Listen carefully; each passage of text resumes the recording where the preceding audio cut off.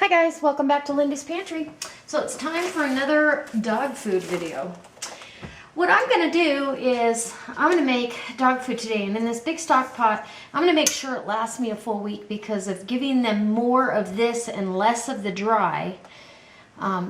Both of them are doing really well. In fact, I've had to kind of cut back the amount so I don't want them getting fat. So anyway, I've got 3 jumbo size chicken leg and thigh, so there's a good 3 pounds of meat there. And what I'm doing right now is I'm going to cut up an apple. I know everybody's going to go, is really? But dogs love apples. They like them raw. They like them cooked. It's really, really good for them. In fact, the dog food that I feed Sage right now has apples and blueberries and oats. So it's a good thing. There's no reason you can't give your dogs apples.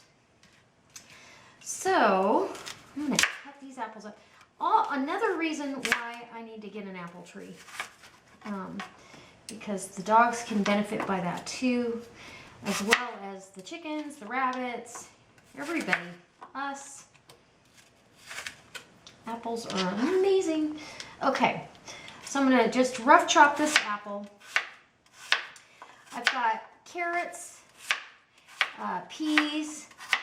I'm also going to put those large cans of sweet potatoes that I got. I'm going to put a can of that in there instead of all fresh sweet potato.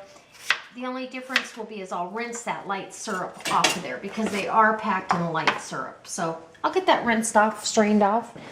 I'm going to put this all in that big stock pot with some brown rice and some barley. And then what's in here is a concoction I do from, now this was from dinner last night. We had that teriyaki garlic chicken, and we saved all the bones from the legs and the thighs.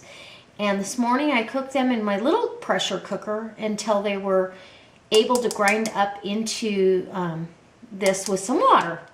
And so that's going to go in there, and they're going to get the benefits of the marrow from the bone, all the nutrients that go along with that, and the bone meal.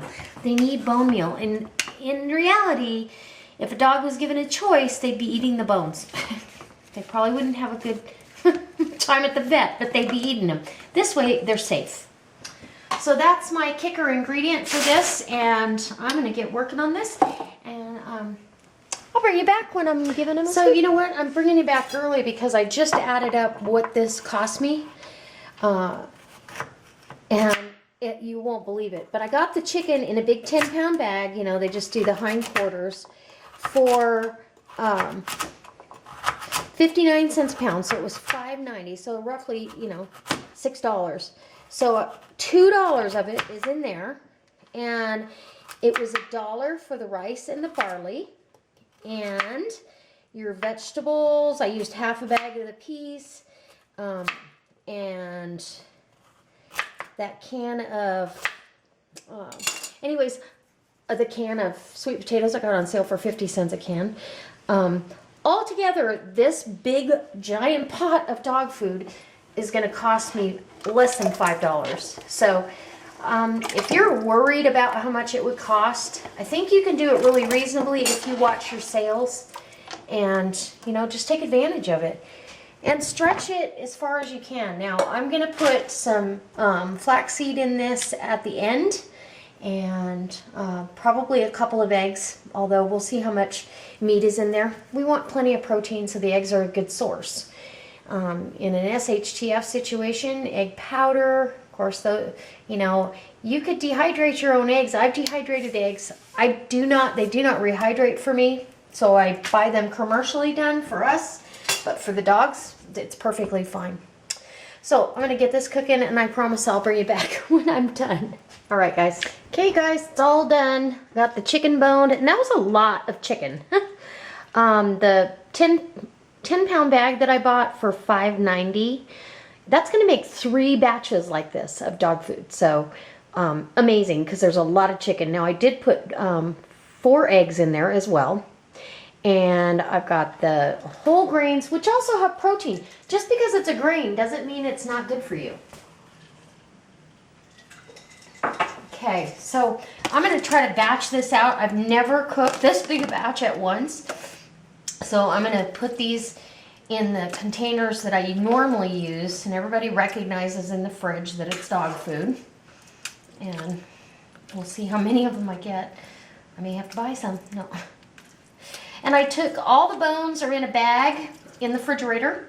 When we get done eating the chicken that I made last night, as we do those bones, I'll save those and I'll pressure cook them all at once. If you put a little bit of vinegar in the water that you're pressure cooking it, you actually it helps soften the bone even more. If you've ever had a child have a science experiment with an egg, put an egg in a glass of vinegar, it will swell up and the eggshell will become soft. So I'm putting down 3 scoops of the flax, and because I know in this container that's what I need for them. So I've got flaxseed in here, I've got the barley and the brown rice and carrots and sweet potatoes and peas, and so they're getting all kinds of vitamins and protein from the chicken and a little bit of fat from the chicken, and I'm not going to waste anything. And then all that ground up bone meal from the chicken we had last night. So this is really healthy for them. And so far, if I see any difference at all, I see weight gain, which I don't necessarily need. So I've been kind of inching them back off of their portion size. So I'm not giving them quite as much. So now this has had time to sit and cool. And these are big containers. This is what I got out of that big pot. I used to use one of these a week, or if I was really pushing it, 2 of these a week. But I think I've got more than enough dog food for a week. And if that's that's all I was feeding, I think I'd have plenty. But I'm going to put a couple of these in the freezer because I don't want them to go bad. And leave the other 2 in the garage refrigerator, and we're good to go for a while, and I don't have to deal with it. So what I'm going to do is dish up their food. I've already put the flaxseed in here, and they are going to love this. I actually would love it. The only thing it's missing is seasoning, you know.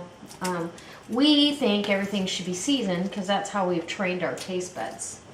But let's see, Libby's a little bit bigger, but I don't want her heavy, so I'm gonna stick with that.